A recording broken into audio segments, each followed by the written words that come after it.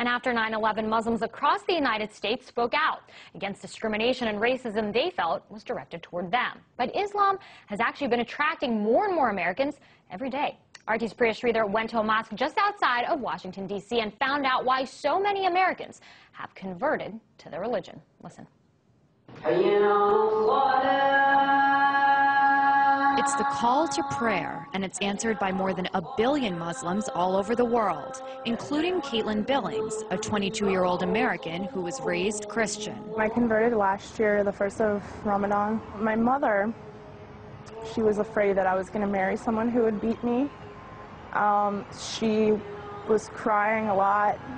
She thought that I was betraying her by changing my religion to something that she didn't know about. Backtrack almost a decade ago to 9/11. Today, our fellow citizens, our way of life, our very freedom came under attack in a series of deliberate and deadly terrorist acts. President Bush waged a war on terror, targeting extremist Muslims who were labeled as terrorists. Many Americans, like Caitlin Billings, remember that time in the United States very well. I was 14 when September 11th happened, so I didn't really know what was going on, if that really was Islam. People said it was, so I believed it just like everybody else. But as Billings got older, she decided to find out for herself. And her investigation led her to the Mustafa Center, a mosque just outside of Washington, D.C. that has become a haven for many Americans like Billings who have found Allah. A new poll found that almost 40% of Americans believe that Muslims should carry identification cards. Despite that, 20,000 Americans every year decide to convert to Islam. These converts say they don't regret their decision at all. It's a choice that they must think about every day. Around the world since 9/11, Muslims have battled bans of their religious clothing, profiling in airports, and discrimination in their everyday lives. People that I knew since I was very small think that I've changed personalities because of this. They don't see past the scarf. They just see the fact that I've changed. After joining a class to learn more about Islam, Carl Dodge also decided to become a Muslim. One of the big jokes that I've always made is before I actually sat down in the class and opened my Quran, everything I knew about Islam I had learned from CNN, And a lot of people are like that. So, and there were some negative reactions.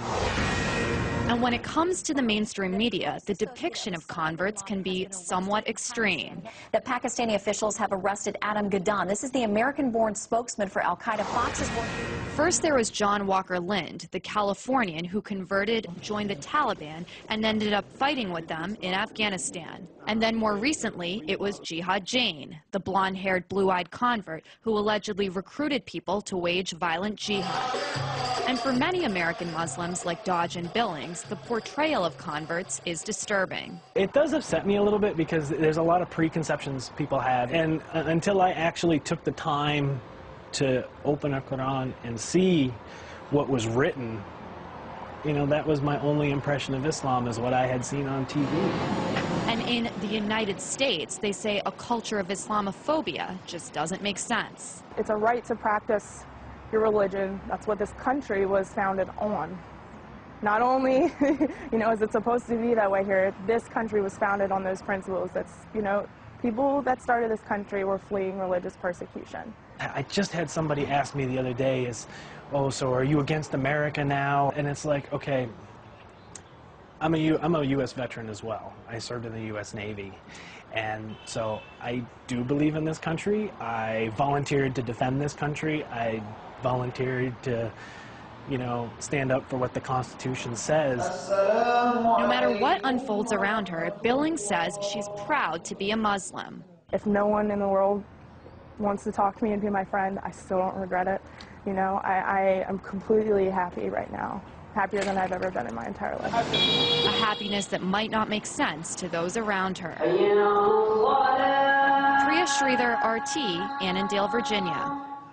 And Priya joins me now for more. So Priya, how do the converts in your story, how do they feel about this whole, mosque controversy, the burning of the Quran? Because we talked about how Muslims all over the world feel about it, but what about those here in the United States, especially those who actually converted? I mean, they're angry about it just like most of the Muslims in the United States. For them, converting to this religion, they had to change their lifestyles a lot. They pray 5 times a day, as you saw in my story. They wear headscarves. So for them, because of all these transitions, they have grown into a community where most of their friends and their family members, a lot of them have married Muslims as well. So, they're more sympathetic, and they feel that, most of these actions, the people who are against the mosque near Ground Zero, or the pastor who was planning to burn those Qurans on 9/11, are speaking because they're misinformed, which is another kind of topic that I mentioned in my story as well. That's right. I mean, a lot of them had said, look, I saw one thing in the media, but I wanted to find out for myself, so I picked up a Quran. I want you to just elaborate a little bit more on that. Well, Dina, I think an important thing to remember is that, although this country is supposed to be a melting pot and it's supposed to be very diverse, that only happens in certain cities and different regions of the country.